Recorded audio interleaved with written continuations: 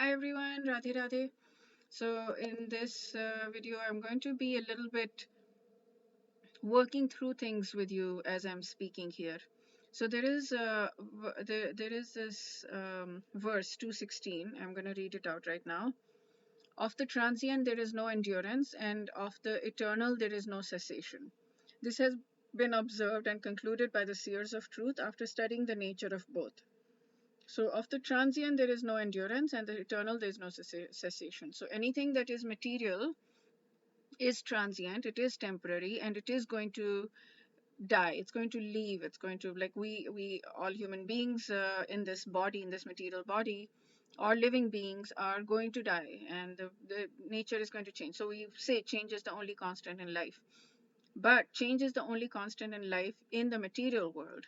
Change is not the only constant in life in the spiritual world. In the spiritual world, what he says is, of the eternal, there is no cessation. So there is an eternal soul. We have the Jivatma, and we have Paramatma, and we have Bhagwan, we have Brahman, we have eternal. The spiritual world is eternal, and for that, there is no cessation. That never ends.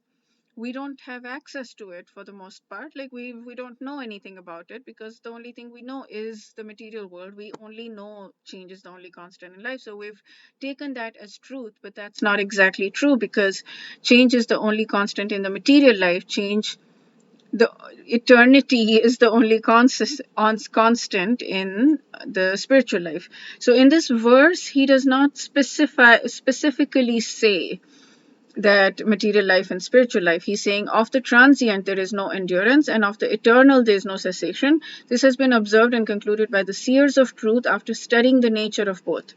So he's just saying whatever is transient will, I mean, sounds kind of obvious. Whatever is temporary is going to be temporary, and whatever is eternal is going to be eternal. It sounds like he's saying that. It's like, duh. Um, but it's, if we understand that the material world, it makes a lot more sense if we understand that the material world is temporary and the spiritual world, the Jivatma, is eternal. So then we are saying that, okay, so what I'm trying to work through here is, when we are working through the material world in order to gain spiritual knowledge, we do need to work through material things. We do need to work through emotions. We do need to work through feelings, through thoughts, through phases.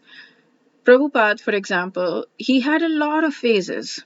He had phases where he was trying and trying and trying to get people to support him to publish Back to Godhead books. He had phases where he was walking for hours, like walk hours, I don't know, but like he was walking so much to get to Chandni Chowk to get his books printed, and he was taking it himself, and he was getting paper himself from places, and like coordinating and walking everywhere back and forth to save money, because he didn't want to waste money on buses.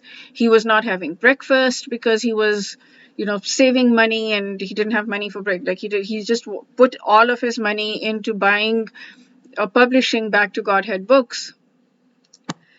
He had that phase, and then he had phases where he was really doing well in the last 10 years of his life, where things picked up in a big way. He had a lot of, he was traveling all across the world constantly. And then he had phases when he had good health or better health, and he had phases when he didn't have good health. He had to work through this material world, and he was doing it for God. He was doing it for spiritual benefit for himself and for others. He was doing it to help people, and he had to work through the material phases. So now I'm going to talk about the kinds of things that we have to work through in the material world, which will help us on our journey. Either it'll help us on either journey, whether we're on the spiritual journey or not. It will. I'm assuming that people who are watching my videos are probably on the spiritual path. So, but just in case there is somebody who's not on the spiritual path, it doesn't matter. This will help everyone. How to work with material energy so that you can make progress. The way to work through these phases that we have where, we're feeling good, we're feeling confident one day, and we're feeling low, we're feeling sad the other day, and we're feeling like, yes, we can absolutely do this, and we're feeling like, oh, we don't have any ability to do this kind of stuff. Yes, the main core concept is to pray and to ask, because none of this ability, I am not the doer, I am not the karta, none of this ability is coming from me anyways. All of this is coming from God, from Krishna. So let's say we have two birds. Krishna is the friend who's just observing, he's not doing anything, and he's giving to us. We are the bird that's the doer. I mean, I'm not the doer, like in, okay, I'll explain, but I am the one who has the free will, who wants things, who desires things. And Krishna, if I want to raise my hands, Krishna will say, okay, I'll give you the energy and the strength to raise my hand. So Krishna is giving all of that energy.